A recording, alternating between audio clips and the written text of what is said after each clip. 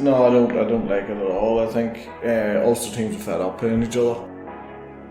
We may have seen the last of Jimmy. I hope not. But realistically, at his age, there's a good chance that we could have seen the last of him. 99% of the people who come forward as in having a gambling problem will be a crisis point. So they'll have hidden everything from their family the whole way through. Unless there's some sort of joined up thinking and there's some sort of drive from a governmental point of view, I think sometimes you feel as if you're banging your head against a brick wall. It gets very, very frustrating. There's always a way out. And you must share it with somebody else. You must share it with another human being. Doesn't matter who that human being is. Once you share it with somebody, your gambling will never ever be the same again.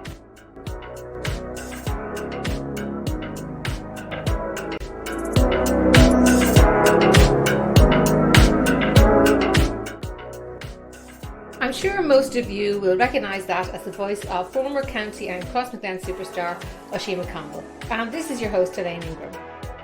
With the 2021 league set to get underway on Sunday and Armagh taking on Monaghan, Oisín gives us his thoughts and predictions for the season ahead. Oisín is also well known for the last 16 years for speaking out about gambling addiction, and with the problem on the rise as the lockdown lifts, particularly among young people, he tells us why he thinks that is and how it could possibly be alleviated. So, hi Oisín, how are you? Ian, how's things? I suppose the first thing I want to say to you is big day Sunday. Huge game for Armagh. I know, like, normally we'd have players complaining about McKenna Cup, cold winter nights, out training and playing the McKenna Cup that they'd be given out about it all the time. But I'd say they would give their right arm to have had some sort of run up to this, because talk about going straight into the fire. Yeah, and I think that's the thing for a lot of players. I think people talk about long pre-seasons. I think that's when people say about GAA players and maybe the lack of enjoyment that's in it. I think a lot of that lack of enjoyment comes from how long the pre-season is now in order to play games. It doesn't need to be that long, and I think eventually we'll come into some sort of happy medium by accident more than design. Because of the pandemic, and I think players will be happy. I don't think players will be too bothered. The hurlers had 3 weeks lead-in time, and anybody who watched the hurling at the weekend will realise that there was nothing wrong with the quality. So I expect the same from the footballers. They've had 4 weeks now. They've had a challenge match or two, and I think that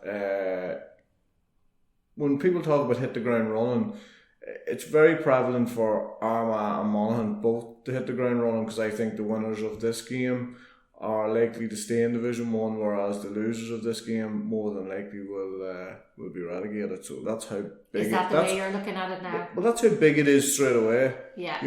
And I think because of that, as I say, preparation obviously has to be key, but you have to have fresh players going into that game. So the slog that we would have associated with pre-season beforehand probably isn't what it was, and as I say, the likes of Kieran McGeeney and James McInerney will be looking for sharpness and how sharp his players are going into, as I say, what is possibly already a season-defining game. Yeah, because it is. I mean, when you look at Donegal and Tyrone, I mean, really, what do you think of the way they've done this? How do you feel about the way they've set out the league this year? I mean, I know they were left in a position where we didn't have too many options, but how do you feel about the way it was handled? No, I don't like it at all. I think Ulster teams are fed up playing each other. Yeah. I think we already mentioned the McKenna Cup, which is obviously something that normally happens earlier in the year. We haven't had it, but normally these players be playing against each other. Obviously, playing against each other at club level, and for them to mix it up into like a mini Ulster Championship. I thought they actually should have walked it in the complete reverse, in that they should have kept the Ulster teams apart. Now, that's obviously difficult in the fact that there's four of them. Well, I suppose it would be the travel restrictions, were different and that kind of thing. So I suppose they couldn't really predict what way that was going to go. No, they couldn't. But if we have our elite status back, then travel restrictions shouldn't really. Well, that's true. Yeah, shouldn't really matter to us. And for me, I think that's an important aspect of all this as well. Is that the GAA didn't fight hard enough for inter-county players, as far as their elite status is concerned. And I think we're paying the price now, and we're paying the price in a couple of different ways, and that is the amounts of games, knockout championship, which is not ideal. For a team who it's okay for a team who are established, like it's okay for a Dublin and a Donegal. Yeah, because they're going to go, they're going to get plenty of games. They're going to go to the latter stages of the championship, you imagine. But it's the teams that are trying to make the way, and it's the teams that are trying to improve. They've been stunted now for 2 years, and if anybody wonders why teams aren't bridging the gap, well then you just have to look at the last 2 seasons and the way they've been run. I do understand. I'm not living in a bubble. Like, I do understand that there's a global pandemic going on, but at the same time, I think in particular the teams from the lower tiers or the teams trying to bridge the gap have paid the biggest price of all. Yeah, definitely. I mean, it seems that it's going to be such a short season, and it doesn't bode well for the future either, because you get all these players that are, not going to have the incentive when they know, they're giving up so much to potentially only play 4 games or. Yeah, and when you think of the rigours of trying to stay fit, like anybody out there, and when I say anybody out there, I include myself in this, the motivation to get up and do things day to day when you know that things are not normal, as far as exercise and that is concerned. But these guys were exercising, they weren't exercising, they were training at a very high level on their own, sometimes maybe in 2s or 3s at different stages. But it is so difficult to keep motivated under those circumstances. And if you go back into the squad and you're not at the level where everybody else is at, you pay the price. So I mean, there's a lot of pressure on inter-county players right now, and like when people think about inter-county players and they think of the rigours of being an inter-county player, the lack of reward a lot of the time for the guys who are not at the top level.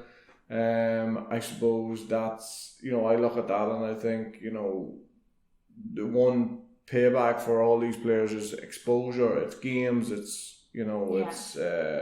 it's competitive games, and unfortunately, as you say, they're not just getting that level of games this year, and for me that's disappointing. Yeah, and even like the top players, that are guaranteed to get on the team. There's a whole load of other players that are fighting for their places, and so they might not get any game time at all. Well, most squads are probably carrying 35, 36 players at this stage, so not only are they not going to be playing, but some of them aren't even going to make match day squads. Yeah. You know what I mean? And that they're the players who are sacrificing the most at this stage. Yeah, and Kieran McGeeney has, from the very start of his tenure in charge, he's pushed trying to get this squad to have a unity and to have fighting for the jersey, and that's been his remit from the start, and he really had done really well. Up to this, and I mean, it's not going to be such a big setback for him in terms of trying to motivate these players again. Well, I think the one good thing what Giza has now is he knows, having gone through what everybody has gone through, he knows the players who are highly motivated to be inter-county players now. I think he has everybody he wants, bar 1 or 2, which most counties are in the same boat. But I think the players he has now, he realise how dedicated they are, how committed they are to the Armagh cause, and I think if we give him that at the start of the year, or maybe even at the start of his tenure for 5 years ago, he would have took that. He would have snapped that off you with both hands. So as much as it's tough and it's hard to keep everybody on board, I think Armagh are in a lucky position now in that they have most of the people that 99% of the people that they want in that squad are there. Yeah. Now Jamie Clark is away in Paris, I believe. So what do you think? He's out for the season most likely.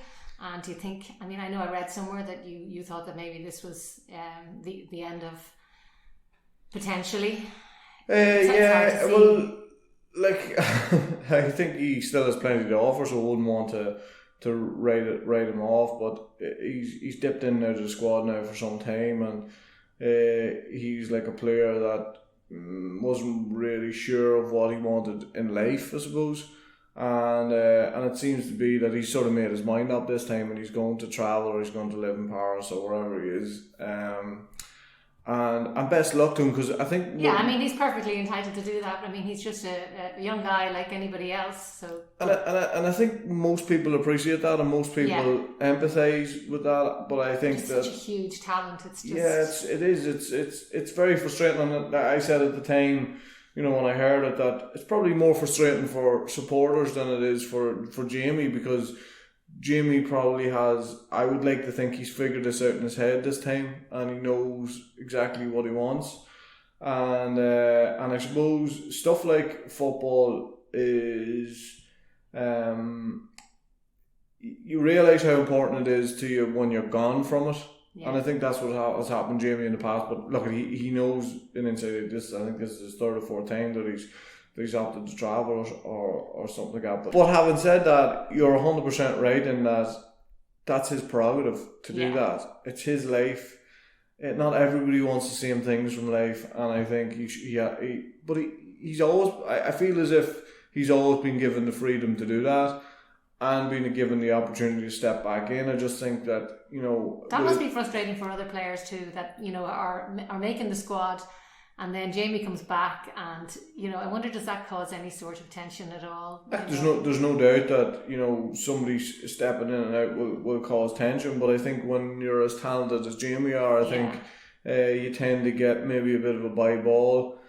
But his age profile now is you know, he's 31, almost 31 years of age, I think. So, like, as an inter-county player, he's probably getting to the latter stages of it. Inter-county football is very unforgiving, and I think in order to prosper now, you need to be getting the game time. So, like, you can't come back straight into a championship team. When I played, there would have been no problem doing that, because I don't think the rigours were what it was now, and physically it's a more demanding game than it was. So I think it's harder just to step out and step back in. So as I said before, I think, you know, we may have seen the last of Jimmy. I hope not, but realistically at his age, there's a good chance that we could have seen the last of him. Yeah, well, you know, that would be such a shame, because he is, as you say, such a talent, and he's one of the very few players that actually is able to sort of, you know, go away, and it doesn't take him long to get back into his stride again, you know. Yeah, and I think he's a player that supporters like all over the country, because he gets people off their seat, and he's exciting, and he fits the profile of the big players in the game, the Cliffords and the O'Callaghan's and boys like that, you know. But I suppose I still feel as if we probably haven't seen the best of him, because of the fact that he's been sort of in and out, you know. Yeah. And what about now Kieran Donaghy coming in? What do you think, like, he's going to bring into the table? Well, I actually spoke to Mark O'Shea last week, and it was interesting to hear what he had to say. He said that Kieran Donaghy had come in, he was very impressed with what he's seen from the Armagh players, and that was nice to hear. Because nobody really knows what's going on inside the squad, I suppose, because it's that things are that tight, and obviously that's the way it should be. But I think he's been impressed, and I think the players themselves have been impressed. And I think a new voice, a different voice, and I suppose somebody that the gays will instantly respect. He doesn't need a lot of time to build up rapport when you've got the CV that he has, and I think that helps. Again, you know, don't want to keep using it, but, you know, Armagh have to hit the ground running as far as football is concerned, but also bringing new people in and such a short period of time, and they've got to make an instant impact. And I think from what I'm hearing is that that he has had that impact already, and that that I suppose the proof will be in the pudding as far as how Armagh plays. Is there a slight tweak? Is there a change? Do we have a target man? Do we have Are we playing more players at the top of the pitch? So a bit of a Kerry mentality, maybe tough, toughness that. Yeah, and I think like if I could give like Giza wouldn't want to hear this, but Armagh are have been easy to play against. In particular, if you go back to the Ulster Ulsters, well, when they played Donegal, I can't remember if it was a quarter-final or semi-final, but when they played Donegal in Cavan last year, very disappointing. It was very disappointing, and it was very disappointing because they stood off a bit. Yes, and you felt that Armagh had an opportunity in that game to really ruffle some feathers, but that didn't materialise, and I think Armagh were too easy to play against that day. So I think there'll be a concentration as well, as you say, on just being a bit more tougher to play against, and there was nobody tougher to play against. They showed too much respect, I felt, and I think Kieran actually said that himself afterwards, maybe. But the thing about it too is that, and he said this often, that the northern teams, especially like Armagh, they get a reputation, and the referees give them a hard time, and so I suppose you have to find that fine balance of trying not to get called for fouls all the time, at the same time not being afraid to go in for tackles, and finding that balance is probably difficult. And as well as that, you're up against teams that are kicking lumps out of your nephews, Oisín and Rian O'Neill. They get targeted quite a bit and things like that. So it is a real fine balance, isn't it? It is a real fine balance.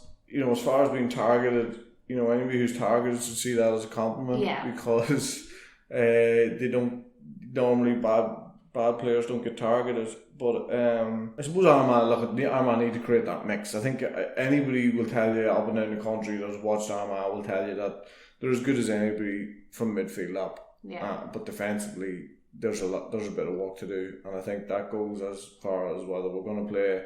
We're going to improve as individuals, or we're going to improve as a defensive unit. So I think that. Do you think they have the players? I think we have the players to be more competitive than we have been. Yeah. As far as I think Armagh have done well. We're back in Division 1. That's where everybody wanted to be. But I think there's also these little performances that keep getting thrown in, like the Donegal one last year. And I think if Armagh, can eradicate those sort of performances, I think then, you build a sense of confidence, and I think then players get a wee bit taller, they get a wee bit stronger, there's a little bit more know-how. I think you can no longer say this is a very young Armagh team. There's plenty of experience there. So as far as do we have the players, I think we have the players to be very, very competitive at both Division 1 and in the Ulster Championship. Yeah, and Division 1, as you say, it's where we want to be, and the only way things can improve is playing against the right teams, which makes this league campaign so disappointing, because they're not getting that opportunity. They're playing the same old teams anyway. Yeah, I think that the teams I would want to see them play is I love to see them play the Kerrys and the Dublins again, because I think you find out a little bit more about yourself. I think when it's a mini Ulster Championship, you don't really know where you're familiar. At. It's just a little bit too familiar, and I think playing against Kerry, you can open up and you can play a bit of football, and I think this Dublin also let you do that. They'll let you play football as far as being open and expansive, but it's disappointing that it's a mini Ulster Championship, because teams are way too familiar with each other.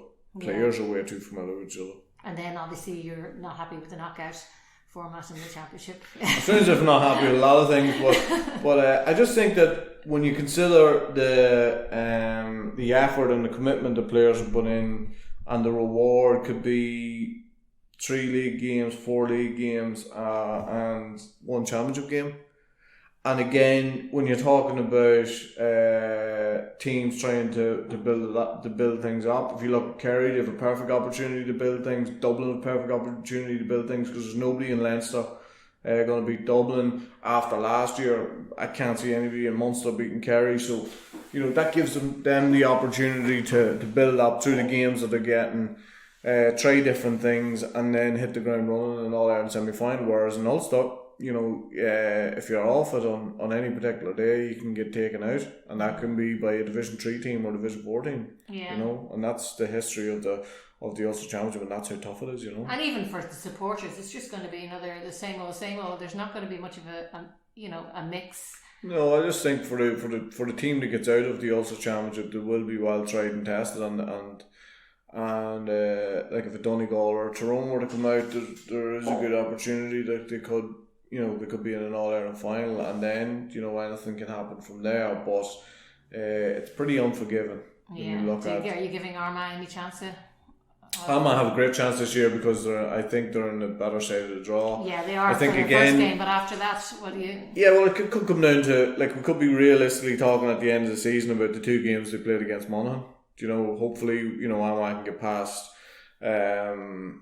Antrim and Monaghan win their first game against, I think they were playing for Monaghan, so you would expect Armagh Monaghan to be in an Ulster semi-final, so one of those teams is going to be in an Ulster final, so why not Armagh? And then you've got an opportunity, you're back in the big time as far as Ulster finals are concerned, hopefully maybe supporters back to some degree, and you're talking about you put a completely different complexion on everything that has happened over the last 12 months. Yeah, I mean, and you have Tyrone there, they've new manager and all that kind of thing, so it might be a different team as well from what we would normally expect from them. Yeah, an unknown quantity probably, because we've been used to Mickey Hart, we've been used to the tactics that Mickey Hart brings, the way he likes to play football, and I think Dooher and Logan will change that completely. There'll be a big personnel change as well. There's a lot of boys who have come in there. There's a lot of young lads who maybe hadn't got their chance under Mickey Hart who there's a good chance that they will come to the fore as well. So above all the teams in the country, I'm not saying that they're definitely going to win the Ulster Championship or anything, but they're the most interesting to watch, especially with McShane and McKenna maybe playing the same forward line, and then throwing Dara Canavan into the mix, and they have plenty of ammunition, Yeah. And in terms of now the lockdown, I know I've been listening to you talking about, players coming out of this, and in terms of gambling addiction, and I know that you're heading up a new campaign, Hidden Problem campaign. Yeah. It's a real issue. I think I read somewhere that you maintain it's going to be like a 60% increase in problem gambling amongst young people due to this pandemic and due to all the issues that go with that. I think due to the pandemic, we've introduced a lot more people to gambling. A lot more people have found gambling, and I think the acceleration from somebody who starts to gamble and to have an actual problem, I mean, that time frame is shorter than it's ever been, so people are getting into ball quicker. I think people who are getting into ball are younger than they've ever been. If you look at us for a tiny nation, we are third in the world as far as spend per capita, so how much we gamble per person. I think we've introduced a whole new demographic as far as gambling is concerned. So it was once a male dominated world, if you like. Now there's a lot of women, a lot of females who are in bother as far as gambling, and it's very difficult for those people to go and look for help and recovery, because recovery as far as gambling is concerned, you go into a Gamblers Anonymous meeting, it's predominantly men. It's very difficult for a woman to go in there and stay there. But look, it's a huge problem. It's grown and grown and grown. You only see people, and why I like the fact that we're doing something around the hidden problem is that 99% of the people who come forward as in having a gambling problem will be a crisis point. So they'll have hidden everything from their family the whole way through, and all of a sudden the house is gambled from around the family. There's no money. You know, the shit has really hit the fan for people, and all of a sudden they put their hands up and ask for help. It's never too late to ask for help, but a lot of the time there's a lot of damage done. Yeah, you know, so you're the proof of the pudding in that sense, because you haven't. It's been like 16 years now, and you do an awful lot of very good work. But the fact that, and you know, you say that a lot of women are doing it, are gambling as well now.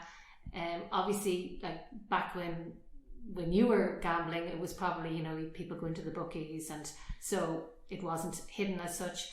Now there's probably an awful lot more help out there, and there's a lot more awareness and everything else. But yet, because of phones, mobile phones, and everything is done, you can just go into your bedroom, you can just gamble away. Nobody needs to know. It's so much easier to hide.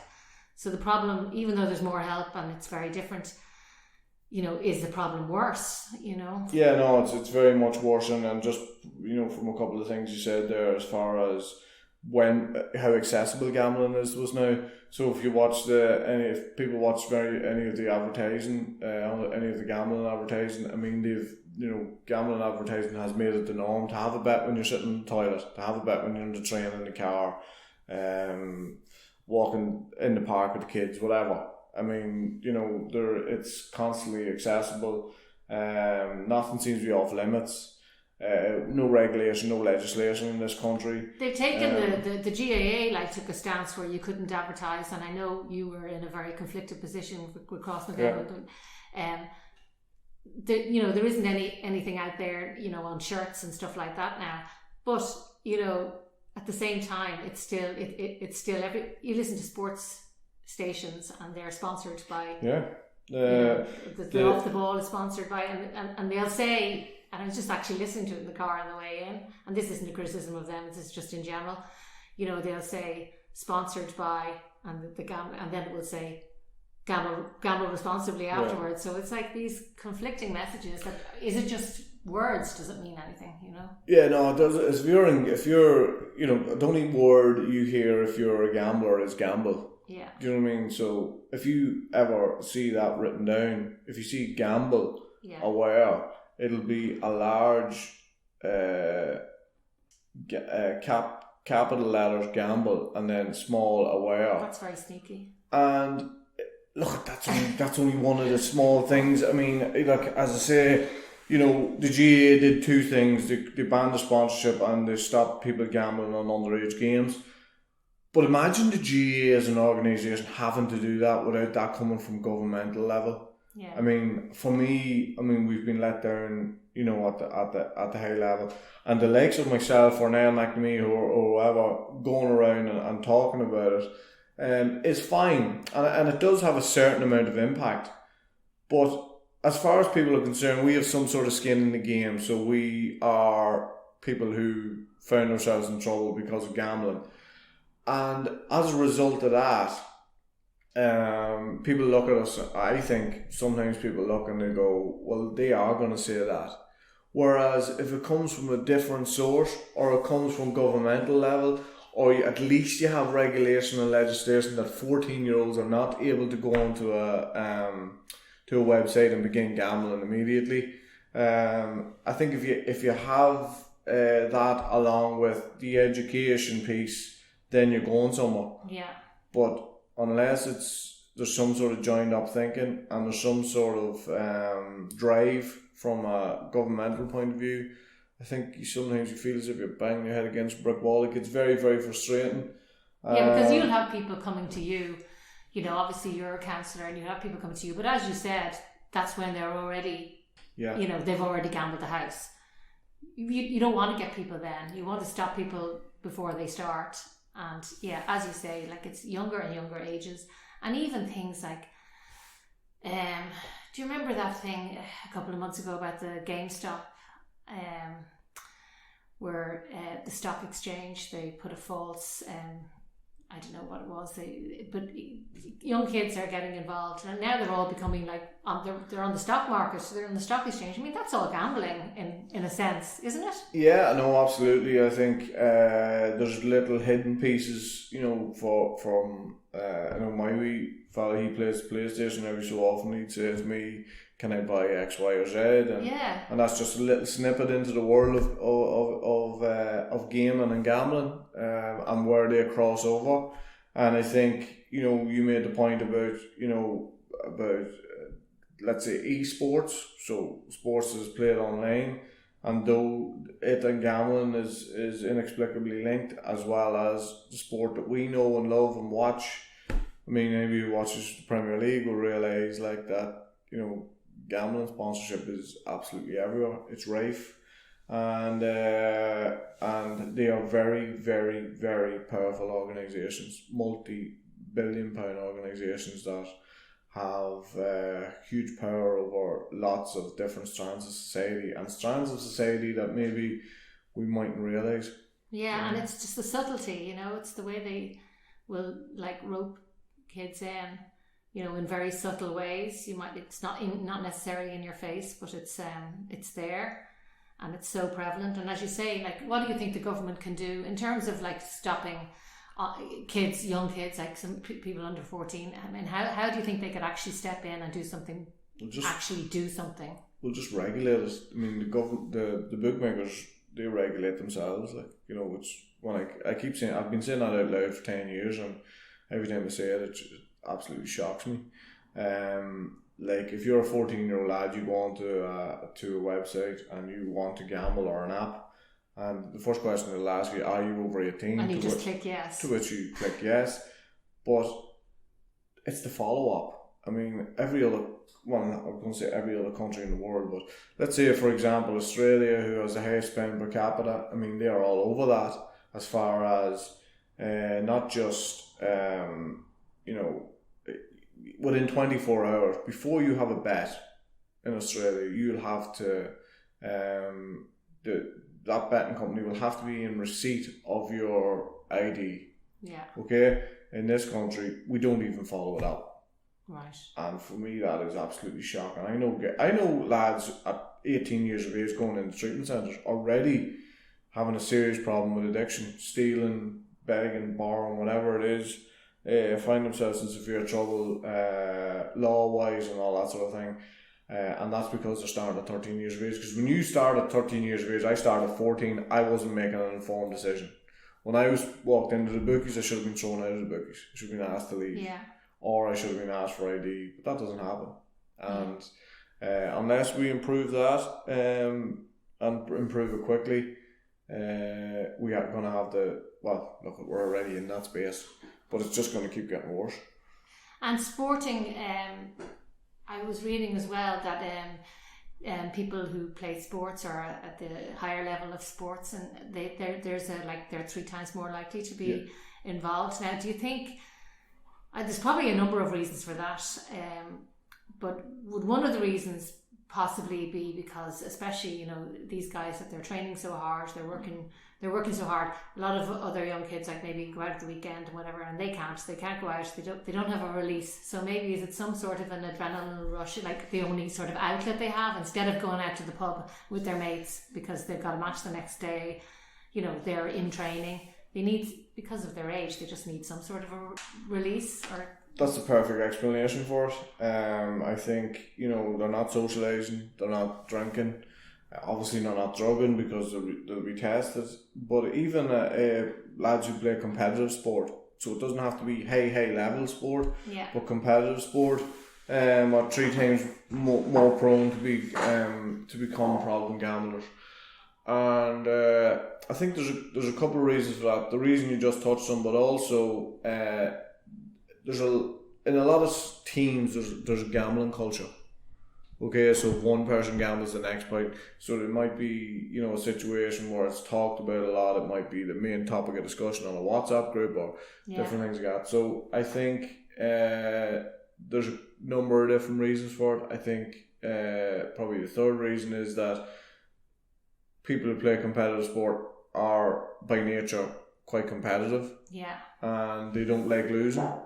And they find themselves chasing the money that they've lost and losing more money and but not, being able to step back, but to keep chasing it. So I think that's probably the three main elements of what you described. Yeah, and probably because, if they are sports people, an awful lot of the betting is on sports, so they'll be watching sports, and then they'll be watching other people putting bets down, and they probably think that they have more of an insight into it and more of a knowledge. So so as soon as they start, but is that it? Is it that as soon as you start losing, you're chasing the money, or is it more than that? Is it the adrenaline rush that you get from it, or it's definitely not just money. A lot of people start gambling because something else in their life isn't functioning in the way that they want to, and it's a good escape for people. Because it's like a fantasy world, and that was part of my stuff, was that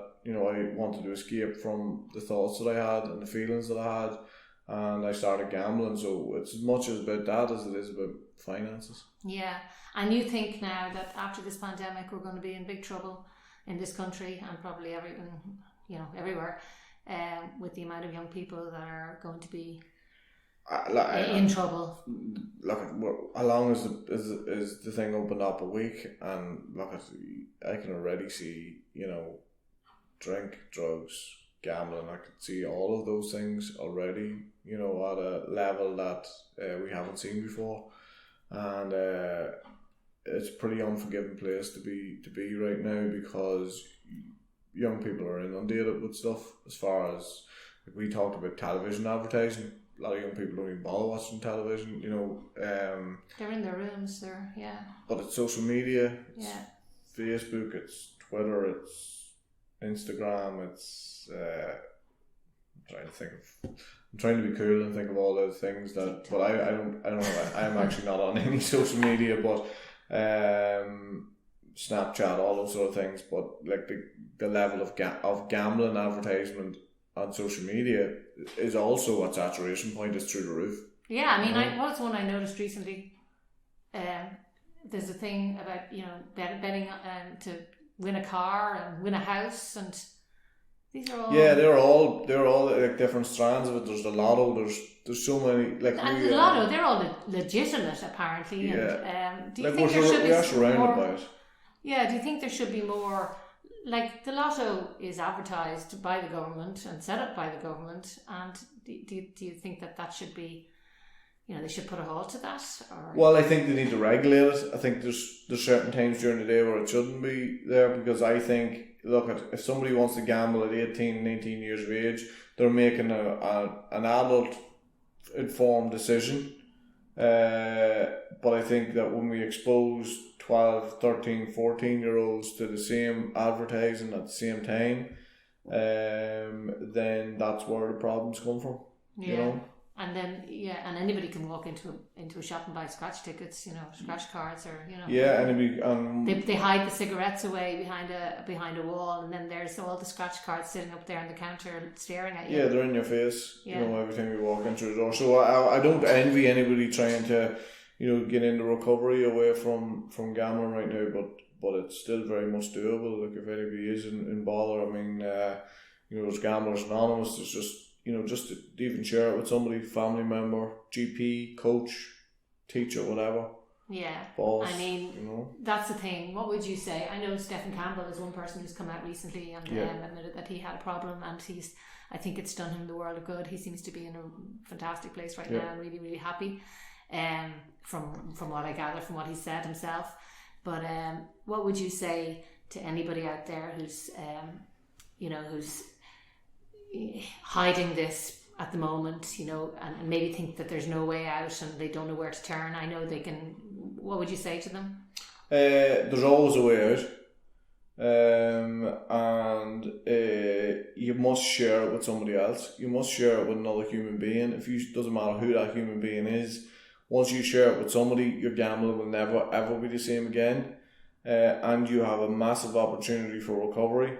But also, when you're in that place, it's a very, very lonely place to be, and you feel as if you're on your own, and you feel as if the only way you can get out of it is to gamble your way out of it, and that's not the case. And it's just to share it, as I say, with another human being, ask for help, and that person can signpost you to where you need to be. But I mean, pick up the phone, ring Gamblers Anonymous. It's self-explanatory. It's anonymous. Yeah. So if you're worried about your anonymity, or you're worried about other people knowing, they don't have to know. I chose to speak about it whenever I had my issue, but a lot of people don't, and that's fine. Both things work. But just to tap into some of the help that's out there. And as I say, for people who are gambling or have a gambling problem, then Gamblers Anonymous for a lot of people is first port of call. But as I say, it can be GP, it can be a family member, it can be a friend, it can be a teacher, a coach, whatever. It doesn't really matter. But once you've shared it with somebody, then that help will come. Yeah. Okay. Well, listen. Thanks very much for talking to me, Oisín. And finally, your prediction for Sunday. I actually predicted I better keep it constant, because I predicted from my column in the paper that it was going to be a draw. So okay, well you're sitting firmly on the fence. There's a good possibility it'll be a draw, but I think if high scoring draw or low scoring draw. Low scoring draw. I think there's some evidence out there that Monaghan are playing as defensively as they've ever played, but look, I'd love to see Armagh get off to a great start. As I say, it's such an important game for both teams that I think it could be very cagey. Yeah. Yeah. Okay, well, hopefully you'll be wrong. It'll be okay. Exactly. I'm usually am, so that's a good thing. Okay, thanks a million. Thanks, Wayne. Thanks for listening. I hope you enjoyed that chat with Oisín, and as I said, let's hope he's wrong about Armagh this weekend and they get a win, not a draw. And if anybody out there is struggling with gambling, I urge you to listen to Oisín's advice. Don't forget to keep getting all of your news from Armagh GAA, and I hope you join us for our podcast the next time.